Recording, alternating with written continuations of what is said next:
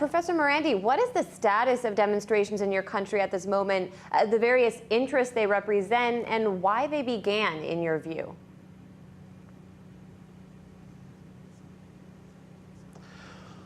Well, over the last 3-4 nights, things have died down and the riots have come to an end. And I think that's the important point, that over the last few days, it's been basically a riot or attempt to riot.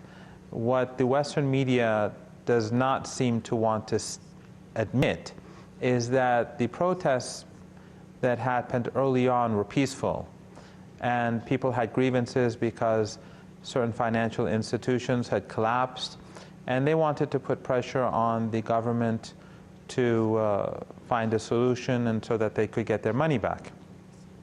These protests have been going on for a very long time. We have regular protests in Tehran, for example, in front of the parliament, where different people come for different reasons to state their case and talk and discuss their problems and raise the issues that concern them.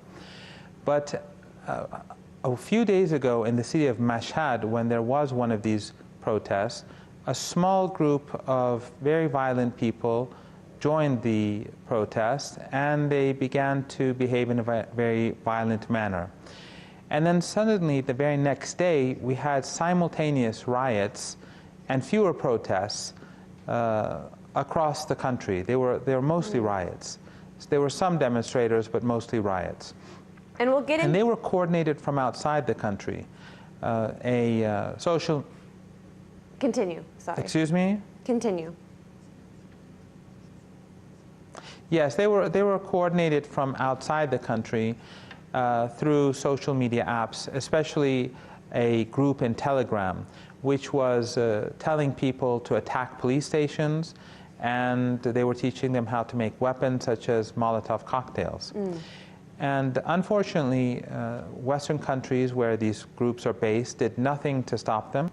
And even BBC Persian not only was during this period trying to fuel the flames and to create some sort of crisis, but when Telegram finally brought down this group, the group established itself again under another name, and BBC Persian tried to tell its viewers what the new name was. It showed it so that people could join it. So the BBC Persian was actually advocating a group that was advocating violence, attacking police officers, and teaching people how to make Molotov cocktails. And of course, Iran's ambassador to the UN accused the United States of meddling in the country's affairs through these demonstrations. Tell American viewers what Iranians think when they see, for example, President Trump send messages of support and make declarations like it's time for change.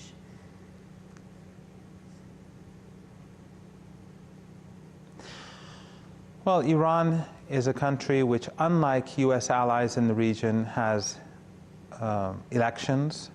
We have local elections, parliamentary elections, presidential elections, and elections for the council that chooses and that can remove the leader.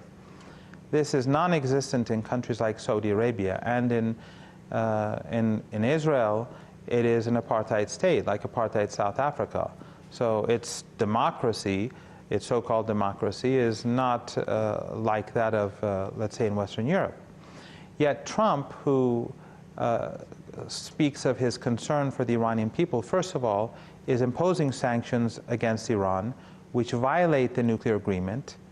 Iran sacrificed much of its peaceful nuclear program for this agreement, yet the Americans have not been abiding by their side of the bargain. So Trump is trying to force the Iranian people to suffer in order to get his way. And on the other hand, he is backing terrorist groups like the Mujahideen Khalq, which is a terrorist group that in the 1980s in Iran assassinated hundreds of people and killed hundreds of other people through, or thousands of people through car bombs.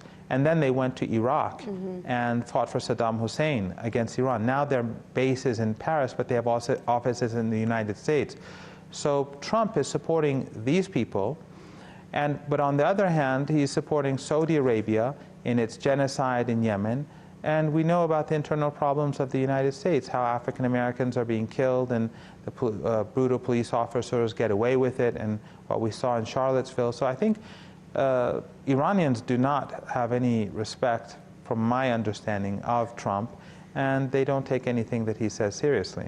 Finally, Professor, some of these demonstrations, as you mentioned, turned very violent. We saw crowds rushing police stations with weapons and even heard reports of police or people firing at police.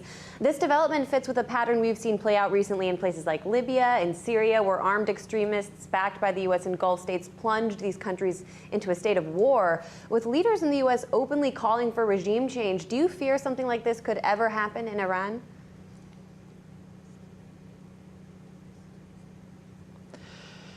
No, I believe that the political establishment in Iran and the people will not allow any such thing to happen. Iran is far more stable than any country in this region.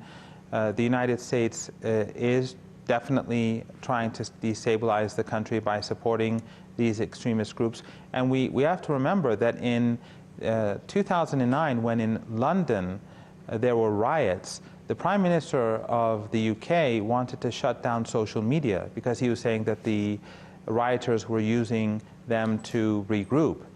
And ultimately, the social media companies cooperated with the British government to arrest the rioters.